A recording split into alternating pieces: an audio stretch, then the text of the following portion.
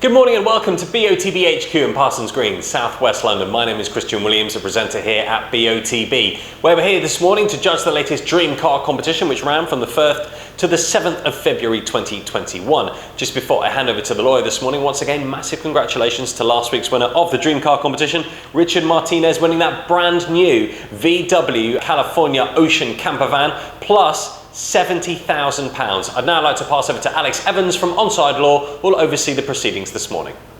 Thanks, Christian. My name is Alex Evans from Onside Law, and I'll be overseeing the judging this morning. Firstly, I can confirm that the competition data has already been sent to the auditing company, Azets. I would now like today's judges to introduce themselves and, using the secure link provided, mark on the screen where they think the centre of the ball should be. The group will then come to a final panel decision. Good morning, my name's Matt Cannon. I'm a senior county referee and footballer. Hi, I'm Jenna Scalacci, former professional footballer. I'm now a head coach in a Tottenham College programme. I'm Nigel Hicks. I've been a Supply League match official for the best part of 30 years, and I'm an experienced football administrator. Hi, my name is Kieran Fitzgibbon. I've played football for more than 30 years and I'm now a senior county referee. My name's Peter Giorgio and I am a futsal and football referee. Good morning, my name's Andy Braithwaite and I'm a football referee, mentor and licensed observer. My name's Liam Walsh. I'm a retired referee, currently an observer and a head coach for the Middlesex Referees Academy. Hi, my name's Renee Hector and I'm a football player for Watford FC Women and I'm a coach for Tottenham Hotspur Foundation. Hi, my name's Matthew Ray. I've affiliated in multiple counties across England, currently in Gloucestershire, and have refereed from grassroots through to professional academies. Good morning, my name's Hugh Gilroy. I'm a referee, mentor, tutor and observer. Judges, please now come to a final panel decision. For your reference, the larger white cross is the calculated average of the 10 individual selections. Thanks, Alex. Good morning, everybody. Morning, Matt. Morning. So we've got three players in shot, and sort of fourth one you can't really see anything. He's got just his ear in the shot. Looks to me like the player on the far left is just looking across. He doesn't seem to be looking at the play at all.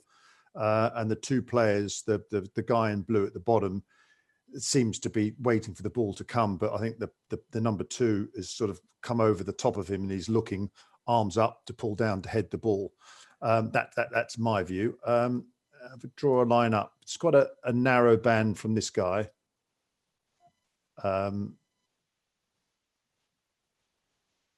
So that's, I think, looking at that's quite a narrow field. There's going to be more of a debate from looking up from this player. There's a slightly bigger spread. And also it seems to be the height of the ball. I mean, I just thought the player here, because his arm was up and he was stretching right across, he's actually quite high up, judging by where his midriff is compared to the guy in blue, who obviously a bit crouching down, that the ball was coming into him. And I put myself slightly closer. I'll go with you, Kieran. You're the lowest of us all down here. I'll highlight yours. How did you see the shot? Did you see it any differently? Not really, Matt. Thanks very much. I think the player in orange is actually in mid-air. I think looking at the other two players, they seem about the same height. So I think he's in air going for the ball. And that's why I think the ball's a bit closer to him. I think he's looking above the player and is positioned himself to make contact with the ball. That's why I've got it a little closer. Yeah. And Andy, you're just to the left of me. I'll highlight yours. Yeah. What did you think? Thanks, Matt. Again, pretty similar. Just exactly what Kieran said there. The guy in orange for me is sort of bailing over the top of blue. Like you see, blue's got his left arm up to fend him off, but I feel he's going to pile over the top of him. I just felt that the ball was pretty close. I've used his arms in regard to exactly where the ball is and his positioning. Like body language tells me that it is quite close in and he's about to head it. Yeah, thank you very much indeed. Jenna, you're on this calculated average. You're just slightly above the calculated average. What are your thoughts on this? Same as everyone else, really. I feel the guy in orange, he's in the air. He's coming over the player in blue. I've used his arm and his eye line as a guide. The reason I'm slightly further away is the guy in blue. I've gone with his eye line. Yeah. And taken quite a bit from that as well. Yeah. Okay. Thank you very much, Jenna. We'll go a little bit further out. Nigel, you're ever so slightly further to the left than the rest. How did you see the picture? Yeah, very similar to thank you, Matt. Very similar to my colleagues. I think the player in orange is in the air. He's hanging, coming across probably over the back of the player in blue, looking the way the player in blue's got his elbow raised. He's preparing for that contact as well as looking at the ball. But I do think that the player in blue is looking slightly forward of his position rather than more directly up than some see it, and that's really where I've taken my lead from on that. Yeah, because there's 5 within this sort of row up, which take the same. I mean, so there's basically it's split between this side and the other side. I'll take you, Liam. You're the blue cross there. I'm just magnifying that. You're sort of just to the left of this calculated average. What are your views?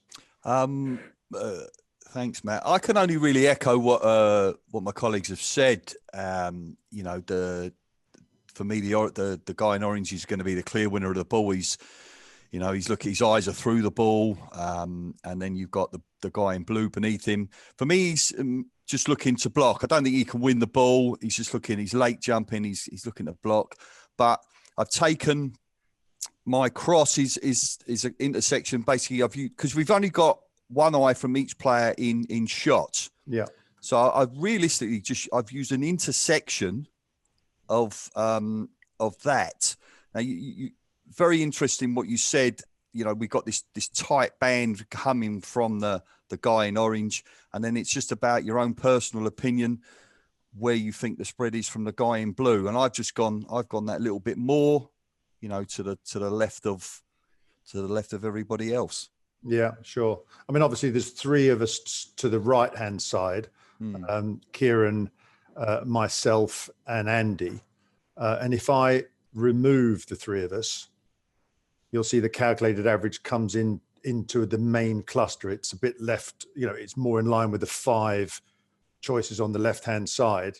And if I just magnify it, it does encompass Hugh's choice and also Jenna's. I mean, Hugh, if I take you next, you're up here just to the right of the calculated average and just above Jenna's. How did you see this? Yeah, similar to everyone else's views. I just felt when I looked at his eye, he was looking up. Couldn't see that being kind of too low. And from his arms, partly, I agree with everyone. He's mid-air, definitely, judging by where he is against a blue player. Yeah. But I just thought that arm wasn't ready to play the ball yet, so he hadn't started the movement. So I felt we still had a bit of distance to drop to him. Sure. Thank you very much. Peter, you're here to the right of Nigel. Do you have any different views on this, or? No, it's all to do with the velocity of the ball, how quickly it's coming into the players. I mean, from the furthest left to the furthest right, you're looking at 0.001 of a second. It's just the speed of that ball. So I think most of them are all pretty good, credible views of where the centre of the ball is. Yeah, thank you, Andy. Sorry, have I come to you yet? Beg your pardon. You have, yeah. Yes, I have. Yeah, sorry. Yeah. Renee, that's it. Sorry, colour difference. How do you see this? You're just in the bottom of this sort of plume of 5. Yeah, I agree with everybody else, really. I don't have much else to add apart from the fact that I've put it a little bit in front of the player in blue because I just felt like he can't look directly through his forehead. So I've just put it a little bit in front and cross-reference their eyes. But I agree with everyone else in the fact that the player in orange is clearly going to win the ball and he's coming over the top of the player in blue to head it. Yeah, thank you. So I think we all agree So what I have agreed to, I've asked Matthew that this player in orange is coming over the top of the player in blue to head the ball. Matthew, you're just ever so slightly the highest, and obviously the ball's got a little way to go. What are your thoughts? Yeah, I think I agree with Hugh really, and where he's saying, you know, the position of his arm gives it a good guide. I've placed it a little bit further away because I feel like if he's going to come in for the header, his arms are going to be starting to come back, and I just don't think his arms are coming back yet. So that's probably why I've gone a little bit further away. But I've used the player in blue for the trajectory left to right, to be honest. Yeah. What I think I'll do is I'll see what the average is again with myself, Kieran, and also Andy removed. I think with this calculated average, it obviously moves into the cluster and it does encompass everybody else's choice. Bren is slightly at the bottom of this, but as I said before, if I draw another line up from this player in blue, it does narrow down this field sort of quite substantially, almost like another third back. And I think that myself, Kieran, and Andy are far enough away that if I put us back in, the calculated average moves down and then it leaves pretty much 5 outside the magnifier. So I'm more comfortable removing myself, Kieran, and Andy.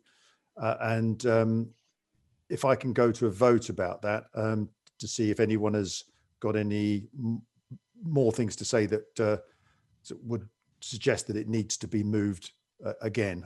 Jenna? I'm happy with the 3 removed. Yeah, thank you very much. Nigel?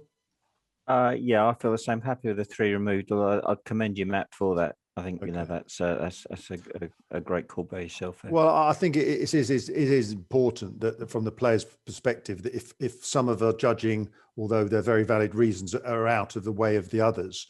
And I think Hugh, again, I'll go back to what Hugh said a number of weeks ago, that with a cluster as tighter, it just, it's much easier and makes more sense for the players of the competition. Sure. But thanks. Kieran? Yeah, using that cluster, I think, is best, Matt.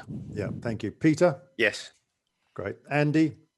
Regarding the cluster, I'm happy with that, but I do feel that my particular cross was credible in where it was. But absolutely right. But I'm happy with the cluster. Myself. Thank you. Yeah, Liam? Yeah, so, sorry, microphone down. Apologies for that. Again, support the fact that you're going, again, a good lead this morning. You've knocked yourself out, Matt. But go with the cluster. Yeah, great. It's consistency through what we're doing. So, yeah. Absolutely right. Renee? Yeah, I'm happy with the cluster. Yeah, great. Matthew? Yeah, happy with those 3 removed. Yeah, and lastly, Hugh. Yeah, happy. I think it's a fair point. They are still credible, but it's better as a tighter group. That's the key. Yeah, thank you.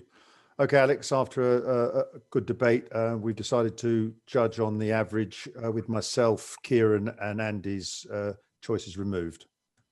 Great, thanks, Matt. If everyone's happy, please now click submit. Thank you, judges. The selected coordinates are 1300640. These coordinates will now be passed to the auditing company Azets to calculate the winner of the competition, and they will then inform best of the best. That concludes the judging process. Thank you.